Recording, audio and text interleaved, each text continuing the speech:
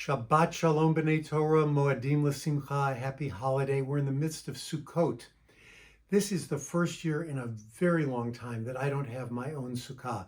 I didn't bring it down here with me from Virginia. But I love the holiday of Sukkot. When my grandfather was alive, he designed a sukkah for our family.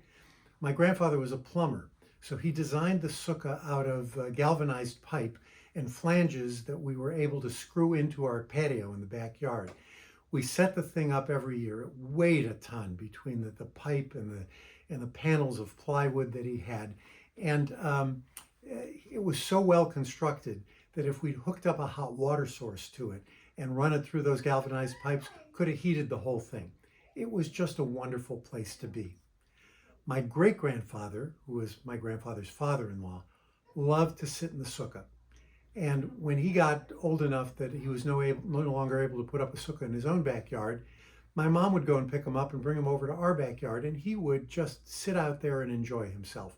I could always tell when Zadie was in that sukkah, because as I was walking home from school, I could smell his cigar all the way down the street. Well, here we are, and it's Sukkot again, which, as I said, is my favorite holiday, because one of the things I love to do is to spend an afternoons sitting in the sukkah, wearing a hat, because my Zadie always wore a hat, with a glass of schnapps next to me, and a cigar, a dirty habit none of you should ever take up, and just reflecting on the fact that I'm part of a continuance of generations that have observed this ritual. I'm not sitting in a booth that's somewhere in the wilderness as I wander toward the promised land. And I'm not sitting in a booth in the back of that two-flat in Albany Park, Chicago, where my Zadie put his up. And I'm not sitting in the galvanized pipe sukkah that my grandfather designed and built for us when I lived in the suburbs of Chicago.